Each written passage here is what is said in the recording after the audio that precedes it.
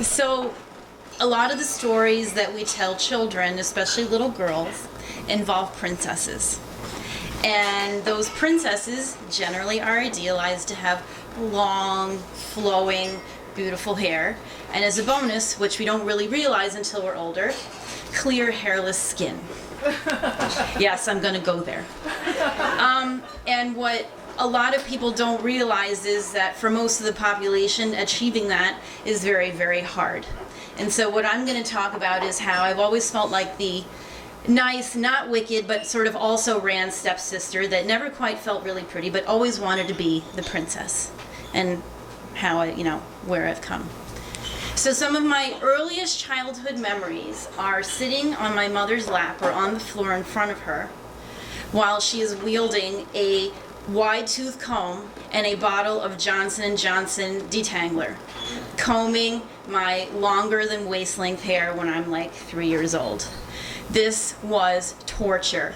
And I remember squirming and squealing and crying, and she's saying, "Hold still, I'm trying my best here. No more tears, my ass." Okay?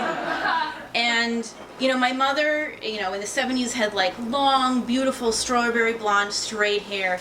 You didn't tangle. My hair, you look at it, it tangles. And so often what would happen is that my mother would just throw my hair into 1 or 2 braids and call it a day.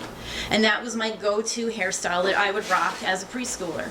And I kept that up for a couple of years until I got head lice 2 days before we were supposed to go on vacation as a family. So, and I gotta say, my mother is awesome. She's a trooper, combed it, the rid, the fine tooth comb, pulling the stuff out. Finally, she got sick of it, said, "This is bullshit," cut my hair into a chin length bob. There goes the long Rapunzel hair. And so now I couldn't lower the hair down out the window to let it prince up, with my little my collapsible ladder, nor could I, like Lady Godiva, cover myself if I ever woke up and really was naked and wasn't dreaming. And I kept this hairstyle it would fluctuate between chin length and maybe just past shoulder length for a while. But after a while, I got to be, especially in high school, rebellious princess. And I did things that maybe weren't so great. So I read that Kirstie Alley would use Jolene hair bleach to bleach her hair and put highlights in it, so I tried that when I was in high school. Didn't really work. And just so my mom wouldn't find out that I went in her stash, I grabbed a Sharpie and would color it over. Yeah. I also once... yeah. I don't know how I didn't get caught with that one.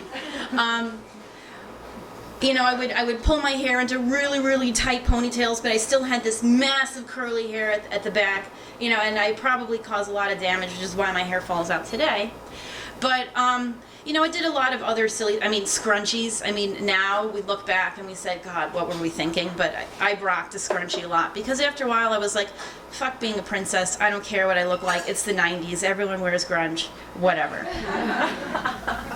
And then came college.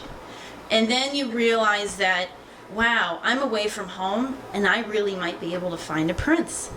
But there are other things that we have to do in order to find the prince, like shaving. And I have a very funky history with shaving too.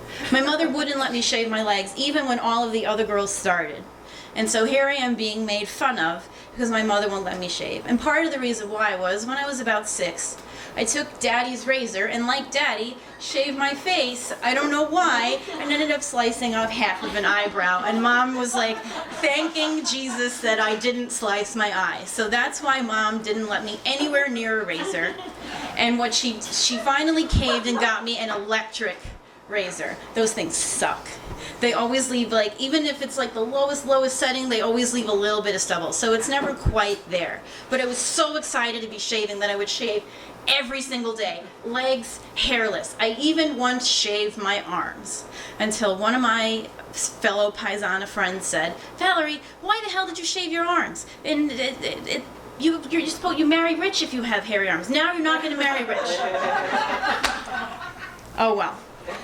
So after a while in high school, I was like, I don't really feel like shaving. But, and I was on the swim team, so that was a little gross. But anyway, I get to college and I'm like, and this was also the advent of Jay's sister porn going mainstream, so everyone was shaving. And When you shave and you nick yourself on your leg, you bleed like a stuck pig, but no big deal. When you shave and you nick yourself there, holy shit. That sucks.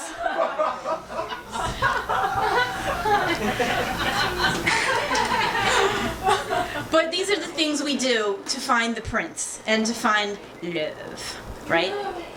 But, you know, I've realized a couple things, you know, as I've kissed a few frogs that I thought would turn into princes, but then ribbited and hopped away. Men typically don't notice when you cut your hair. They don't notice anything different, right?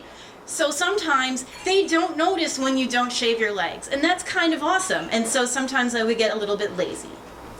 But, you know, typical fashion, the prince hops and ribbits and hops away. I cut the hair off. One now ex-boyfriend once told me, Valerie, I think you're getting a little bit of a mustache. I booked laser hair removal faster than you could say Groupon.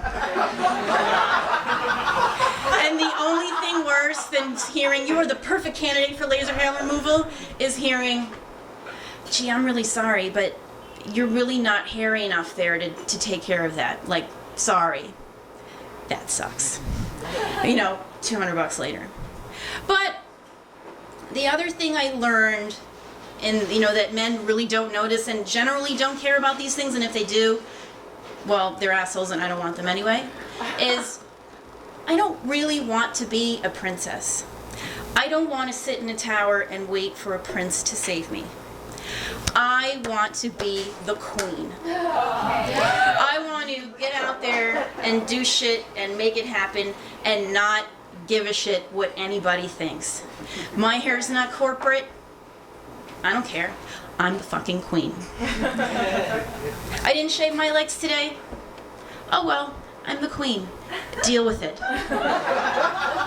And I think as I've tried to embrace queendom rather than princessdom, which everyone tells us that we want to be. We always want to be the princess, and they always make the queen evil. But you know what? The queen is a badass.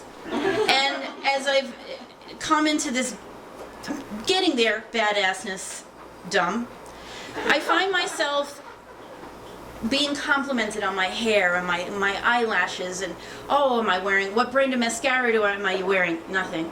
Or, wow, like, what do you do to your hair? What do you put in it? Shampoo and conditioner. That's it. And it makes me feel good. And, you know, my mother every once in a while will say, you know, you need to wax those eyebrows. And I have a wonderful woman who takes care of that for me. And, you know, laser hair removal, by the way, is a godsend for, you know, no more bumps, no more itching. It's great. Yeah, yeah. Hallelujah. But,